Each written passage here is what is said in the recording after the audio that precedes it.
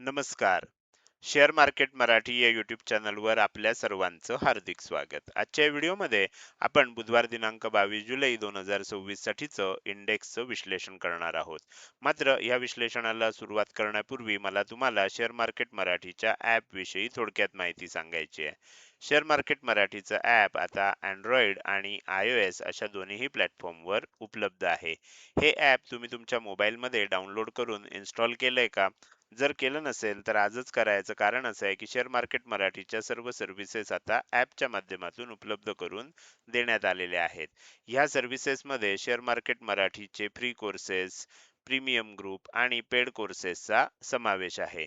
समजा तुम्हाला ह्या ॲप समजा तुम्हाला हे ॲप डाउनलोड करून इन्स्टॉल करायचं असेल तर त्याची लिंक या व्हिडिओच्या डिस्क्रिप्शनमध्ये तसंच कमेंट सेक्शनमध्ये जी पहिलीच कमेंट आहे, पिन कमेंट त्यामध्ये उपलब्ध करून दिलेलं आहे. तुम्ही या दोनपैकी कोणत्याही एका ठिकाणी जाऊन दिलेल्या लिंकवर क्लिक करून हे ॲप डाउनलोड करून इन्स्टॉल करू शकता. हे झालं शेअर मार्केट मराठीच्या ॲप विषयी थोडक्यात माहिती. आता आपण आपल्या मूळ विषयाकडे परत येऊया आणि आज मंगळवारी इंडेक्समध्ये कशाप्रकारे मूव्हमेंट झाली आणि उद्या बुधवारी कशाप्रकारे होऊ शकते याचं विश्लेषण करण्यासाठी डायरेक्टली जाऊया चार्टवर. आणि इथे मी निफ्टी 50चा 15 मिनिटाच्या टाइम फ्रेम मधला चार्ट ओपन केलेला आहे. आज निफ्टी 50 मध्ये विकली ऑप्शन एक्सपायरी होती आणि त्यामुळे आपण बघू शकता की एक नो ट्रेडिंग झोन जो एरिया होता त्यामध्येच आज दिवसभर निफ्टी 50 न मुवमेंट केलेली आपल्याला बघायला मिळते. काल आपण विश्लेषण केलं होतं त्यामध्ये सांगितलं होतं की वरच्या बाजूला 24,265 ची ही लेवल आहे.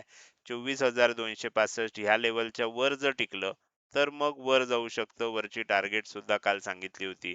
त्यानंतर हे पण सांगितलं होतं जर खाली जाणार असेल तर 24,135 ची लेवल आहे ह्याच्या खाली जर टिकलं तर मग खाली जाऊ शकतं. खालची टार्गेट सुद्धा काल सांगितलेली होती. पण काय झालं आज आपल्याला बऱ्याच जणांना अशी अपेक्षा होती की काल गिफ्ट निफ्टी खूप खाली गेलं होतं. मात्र सकाळपर्यंत रिकव्हर झालं आणि त्यामुळे आपण बघू शकता की बऱ्यापैकी थोडक्यातच गॅप डाऊन ओपनिंग आपल्याला बघायला मिळालं आणि खूप जास्त गॅप डाऊन ओपनिंग झालं नाही आणि पहिल्या 15 मिनिटात वर जायचा प्रयत्न झाला. मात्र 24,265 ही लेवल काही ब्रेक झाली नाही. तुम्ही बघू शकता की त्याच्या जवळ गेलं आणि सेलिंग स्टार्ट झालं. सेलिंग होत होत होत खाली आलं. 24,135 ला टच झालं. पण ह्याच्याही खाली गेलं नाही. 24,135 मी आधीच सांगितलेलं होतं कालचा जो हा लो आहे, हा लो जर ब्रेक झाला तर मग काय होऊ शकतं, आणखीन सेलिंग होऊ शकतं. पण ते झालं नाही. त्यामुळे आपल्याला काय झालं, तिथूनही पुन्हा आपल्याला वर जायला लागलंय. आता जर तुम्ही बघितलंत तर आता उद्यासाठीचं विश्लेषण आज झालं हे no trading zone, sideways movement झाली. आता आपण बघणार आहोत की उद्या काय होऊ शकतं. उद्यासाठी महत्त्वाचं काय आहे? उद्यासाठी महत्त्वाचं असं आहे की वरच्या बाजूला 24,215 ही लेवल महत्त्वाची आहे. जर उद्या मार्केटमध्ये फ्लॅट ओपन झालं, गॅप अप ओपन झालं किंवा कशाहीमुळे 24,215 च्या वर टिकलं, तर मग साधारण 24,250 पर्यंत जाऊ शकतं. म्हणजे इथून इथपर्यंत जाऊ शकतं, खाली येऊ शकतं, मग वर जाऊ शकतं. अशा प्रकारची मूव्हमेंट आपल्याला उद्या बघायला मिळू शकते जर 24,215 च्या वर किंमत टिकली तर. पण जर पुन्हा किंमत खाली यायला लागली आणि 24,135 च्या खाली टिकली, म्हणजे इथे ओपन झाली किंवा फ्लॅट झाली, गॅप डाऊन ओपन झाली, कुठेही ओपन झाली आणि खाली यायला लागली, 24,135 च्या खाली टिकायला लागली, तर मात्र काय होऊ शकतं, इथून पुढे किंमत खाली येत असताना 24,110 पर्यंत खाली येऊ शकते आणि त्याच्याही पेक्षा खाली गेली तर मग 24,050 पर्यंत येऊ शकते.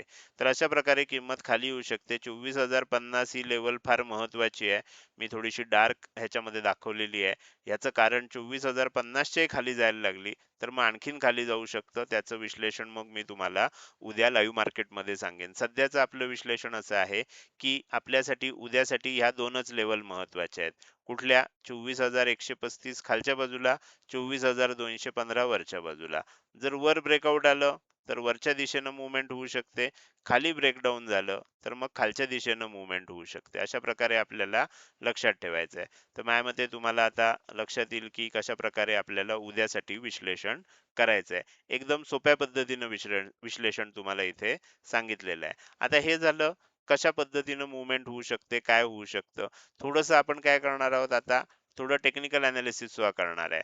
जसं आपण मागच्या 1-2-3 दिवसापूर्वी दाखवलं होतं, शुक्रवारच्या आधी गुरुवारी दाखवलं होतं, की कशाप्रकारे ही एक मोठी मूव्हमेंट झाली होती. तशा प्रकारची मूव्हमेंट आता परत होऊ शकते.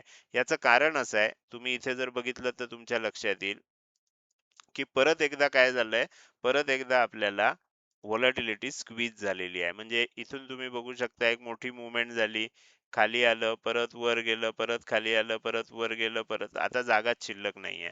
म्हणजे व्हॉलॅटिलिटी स्क्वीज होत, होत, होत आता इथे अशा लेव्हलला आली आहे, की इथून पुढे आता जागाच शिल्लक नाहीये. म्हणजे काय होऊ शकतं, उद्या ब्रेकआउट होण्याची आता शक्यता निर्माण झालेली आहे.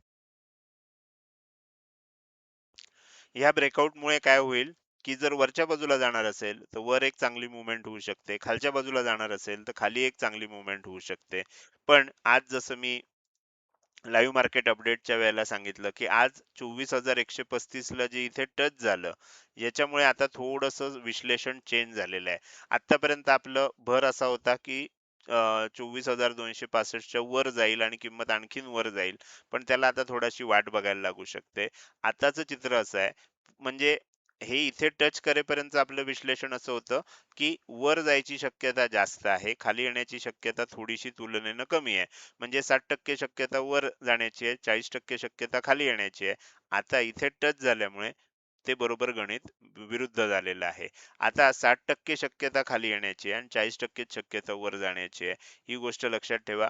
24,135 जर उद्या ब्रेक झालं खालच्या बाजूला, तर मग आपल्याला हे टार्गेट जवळच आहे. पण ह्याच्यानंतर आणि खाली जायला लागलं, तर 24,050 पर्यंत जाऊ शकतं. 24,050 मात्र जर ब्रेक झालं, तर आणखीन मोठं सेलिंग आपल्याला बघायला मिळू शकतं. तर अशा प्रकारचं चित्र आता तयार झालंय. व्हॉलॅटिलिटी स्क्वीज पुन्हा एकदा आपल्याला इथे होताना दिसतेय. यापूर्वी इथे झाली होती, आपण तुम्हाला सांगितलेले आठवत असेल तर या पद्धतीनं इथे झाली होती आणि त्यानंतर हे ब्रेकआउट मिळालं होतं. आता परत तशीच व्हॉलॅटिलिटी स्क्वीज इथे झाली आहे. आता परत एक ब्रेकआउट आपल्याला उद्या बघायला मिळू शकतं. तर हे झालं निफ्टी 50 मध्ये. आज काय झालं, उद्या काय होऊ शकतं, हे आपण अगदी सोप्या पद्धतीनं समजून घेतलेलं आहे. आता पुढे जाऊन आपल्याला बँक निफ्टीमध्ये काय विश्लेषण केलं होतं आणि आता इथून पुढे काय होऊ शकतं हे आपण समजून घेणार आहोत. बँक निफ्टीमध्ये मी कालच सांगितलं होतं, की हा जो एरिया आहे वरच्या बाजूला, म्हणजे खालच्या बाजूला बघितलं तर 58,065 ची लेवल आहे, वरच्या बाजूला 58,370 ची लेवल आहे. हा एरिया रेजिस्टन्स झोन आहे म्हणून कालच सांगितलेलं होतं. बरोबर, तर हा एरिया रेजिस्टन्स झोन आहे. काल एकदा तो टेस्ट झाला होता, किंमत खाली आली होती. आज गॅप डाऊन ओपन झालं, परत एकदा टेस्ट झालं आणि किंमत परत खाली यायला लागली. त्यामुळे हा रेझिस्टन्स झोन आता घेतलाय असं आपण म्हणू शकतो. त्यामुळे आता काय होऊ शकतं, किंमत खाली जाऊ शकते. कुठपर्यंत खाली जाऊ शकते, तर बँक निफ्टी मधच्या ह्याच्यामुळेच मला असं वाटायला लागलंय की आता 60% शक्यता खाली जाण्याचीच आहे. कारण कालपासून मी बँक निफ्टीच्या बाबतीत सांगतोय की हा रेझिस्टन्स झोन आहे आणि ह्या रेझिस्टन्स झोन मधनं काय होऊ शकतं, किंमत जाऊन पुन्हा एकदा खाली येऊ शकते. तर ही शक्यता असल्यामुळेच मी आता परत एकदा सांगतोय की किंमत खाली जाऊ शकते.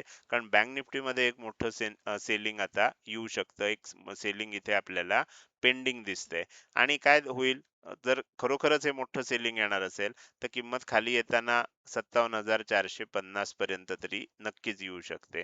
आणि जर एकदा 57,450 पर्यंत आली आणि समजा ही लेवल सुद्धा ब्रेक झाली, तर मग खाली जाता जाता 57,165 पर्यंत सुद्धा किंमत खाली जाऊ शकते. अशा प्रकारचं चित्र आता बँक निफ्टीमध्ये तयार झाले. त्यामुळे बँक निफ्टी आपल्याला जास्त कॉशियस करतेय, क्लिअर इंडिकेशन देतेय. म्हणजे इथे बघितलं तर 70-30 आहे. 70% चान्स खाली जाण्याचा आहे, 30% चान्स वर जाण्याचा आहे. आपण कुठलंही एकदम छाती ठोकपणे प्रेडिक्ट करत नाहीये की असंच्या असंच होणार आहे. पण जर किंमत खाली जायला लागली, तर आत्ताचं जे विश्लेषण आहे आपलं, तर त्या विश्लेषणानुसार किंमत खाली जाऊ शकते असंच आहे. आणि जर बँक निफ्टीमध्ये किंमत खाली जाणार असेल, तर मग निफ्टीमध्ये सुद्धा आणि सेन्सेक्समध्ये सुद्धा खालीच जाण्याची शक्यता निर्माण होऊ शकते. तर त्यामुळे जास्त आपल्याला उद्यासाठी थोडंसं कॉशियस किंवा निगेटिव्ह असं आपलं विश्लेषण असणार आहे, निगेटिव्ह दिशेनं. ओके. तर आपल्याला आता निफ्टी आणि बँक निफ्टीचं हे विश्लेषण झालेलं आहे. पुढे जाऊन सेन्सेक्सचं विश्लेषण करायचंच आहे. मात्र त्यापूर्वी मला आपल्या YouTube चॅनल मेंबरशिप विषयी थोडक्यात माहिती सांगायची आहे. तुम्ही काय करू शकता, तुम्ही वर जर गेलात आणि आपला शेअर मार्केट मराठी हा यूट्यूब चॅनल जो आहे, हा यूट्यूब चॅनल जर तुम्ही ओपन केला, तर त्याच्या सबस्क्राईब बटनच्या शेजारी आता तुम्हाला जॉइन बटन दिसायला लागलेलं असणार आहे. या जॉइन बटनला क्लिक करून तुम्ही आपल्या यूट्यूब चॅनलची मेंबरशिप घेऊ शकता. मेंबरशिपच घेऊ शकता असं नाही, तर त्याबरोबर मेंबरशिपमध्ये काय काय ऑप्शन आहेत ते सुद्धा तिथे तुम्हाला दिसू शकेल. त्याच्यामध्ये आपण एकूण 4 ऑप्शन उपलब्ध करून दिलेत. पहिला आहे ब्रॉन्झ मेंबरशिप, दुसरा आहे सिल्वर मेंबरशिप, तिसरा आहे गोल्ड मेंबरशिप, चौथा आहे प्लॅटिनम मेंबरशिप. ह्यामध्ये चालू महिन्यामध्ये हे जे दर आहेत म्हणजे ब्रॉन्झचे 59, सिल्वरचे 119, गोल्डचे 199, प्लॅटिनमचे 1199 हे चालू महिन्याचे दर आहेत. पुढच्या महिन्यापासून हे दर वाढणार आहेत. ब्रॉन्झ मेंबरशिपचे 119 होतील, सिल्वर मेंबरशिपचे 239 होतील, गोल्ड मेंबरशिपचे 479 होतील. पण आत्ताची जी यूट्यूबची पॉलिसी आहे त्यानुसार हे जे दर आहेत, तुम्ही जर समजा ह्या पैकी गोल्ड मेंबरशिप घेतलीत, आत्ता 199 रुपयाची मेंबरशिप आहे, ती तुम्ही जोपर्यंत चालू ठेवता तोपर्यंत समजा ह्या महिन्यात घेतलीत तर पुढच्या महिन्याला सुद्धा कंटिन्यू करायचं असेल तुम्हाला, एक दिवस जरी ब्रेक पडला, ऑटोमॅटिक अपडेट जर झालं नाही तर मात्र तुम्हाला हा दर लागू शकेल. जर तुम्हाला कंटिन्यू ठेवायची असेल तर 199 रुपयानंच तुम्हाला ती कंटिन्यू राहू शकते. ब्रेक केलात, ज्यांना पुढच्या महिन्यात घ्यायचं आहे त्यांच्यासाठी मग हाच दर लागू होणार आहे, त्यांना 199 न परत मिळणार नाही. त्यामुळे ज्यांना ज्यांना कंटिन्यू करायचं असेल त्यांनी एक लक्षात ठेवा, की ज्या वेळेला सबस्क्रिप्शन रिन्यूअल होतं त्यावेळेला ते व्यवस्थित होतंय की नाही. ते जर नाही झालं, कारण ते सगळं YouTube कडून मॅनेज केलं जातं, माझा त्याच्याशी काहीही संबंध नसतो. त्यामुळे जे काही करणार आहे ते तुम्ही आणि YouTube ह्याच्यामध्ये असणार आहे. तर त्यामुळे हे सगळं पेमेंट वेळच्या वेळी होतंय की नाही तिथे तुम्हाला सगळ्या गोष्टीचं लक्ष तुम्ही द्यायला पाहिजे. आणि त्यानंतर ती जर कंटिन्यू झाली तर 199 मध्येच कंटिन्यू होऊ शकतं. ही गोष्ट लक्षात ठेवा. आता जर तुम्हाला ह्याच्याविषयी काही शंका असतील, काही माहिती पाहिजे असेल, तर तुम्ही काय करू शकता, हा माझा WhatsAppचा नंबर आहे. ह्या WhatsAppच्या नंबरवर फक्त WhatsApp मेसेजद्वारे संपर्क करा. ह्याच्यावर कॉल करण्याचा प्रयत्न करू नका. कुठल्याही स्वरूपाचा कॉल या नंबरवर स्वीकारला जात नाही. फक्त WhatsApp मेसेजद्वारे तुमच्या ज्या काही शंका असतील त्याला उत्तरं दिली जातात. त्यामुळे ह्या नंबरला जर संपर्क करायचा असेल तर फक्त आणि फक्त WhatsApp मेसेजद्वारे करू शकता आणि तुमची YouTube चॅनल मेंबरशिप विषयी जी काही शंका असेल ती तिथे विचारू शकता. हे झालं आपल्या YouTube चॅनल मेंबरशिप विषयी थोडक्यात माहिती. आता पुन्हा एकदा आपण आपल्या राहिलेल्या विषयाकडे पुन्हा येऊया आणि सेन्सेक्सचं विश्लेषण करायला सुरुवात करूया. सेन्सेक्समध्ये सुद्धा आता आपल्यासाठी काय आहेत, दोनच लेवल महत्वाचे आहेत. खाली जर येणार असेल तर 77,337 ची ही जी लेवल आहे म्हणजे आजचा जो लो आहे हा आता महत्वाचा आहे. जर ह्याच्या खाली टिकलं तर काय होऊ शकतं, एक मोठं सेलिंग होऊ शकतं, 77,115 पर्यंत येऊ शकतं. आणि ही लेवल ब्रेक झाली तर मग खाली जाऊन 76,920 पर्यंत जाऊ शकतं. अर्थात 76,920 सुद्धा ब्रेक झाली तर मग आणखीन मोठं सेलिंग येऊ शकतं. त्याचं विश्लेषण आपण उद्याच्या व्हिडिओमध्ये करणार आहोत. जर समजा किंमत वर जाणार असेल, 77,520 जर ब्रेक झाला तर मग काय होऊ शकतं, मग 77,600 650 पर्यंत जाऊ शकतं, थोडंसं खाली येऊन परत वर जाऊ शकतं, असं होऊ शकतं. वर जाण्याची शक्यता मगाशी सांगितल्याप्रमाणे 40% राहिली आहे, खाली येण्याची शक्यता 60% आहे.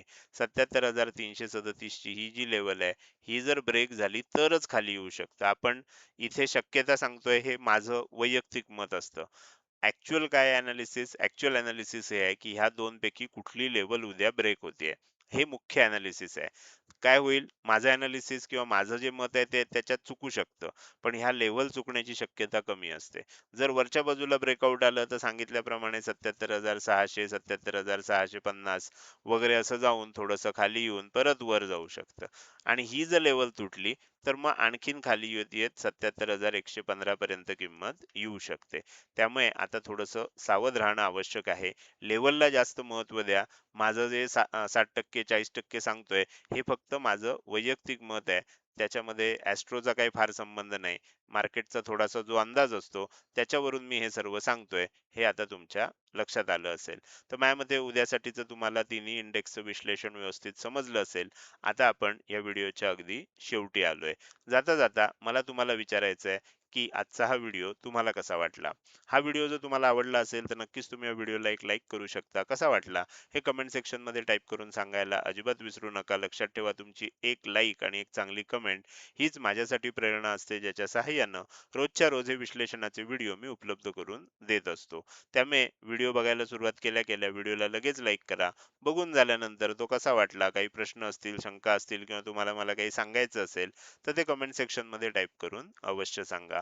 त्याचसोबत आजचा व्हिडिओ तुम्ही अजूनपर्यंत बघताय आणि अजूनही जर तुम्ही शेअर मार्केट मराठी या आपल्या युट्यूब चॅनलला सबस्क्राईब केलं नसेल तर कृपया सबस्क्राईब करा आणि शेजारी असणाऱ्या बेल आयकॉनला क्लिक करून ऑल असं नोटिफिकेशन निवडा. म्हणजे इथून पुढे रोजच्या रोज येणारे हे विश्लेषणाचे व्हिडिओ मी अपलोड केल्या केल्या तुम्हाला विनाविलंब बघता येतील.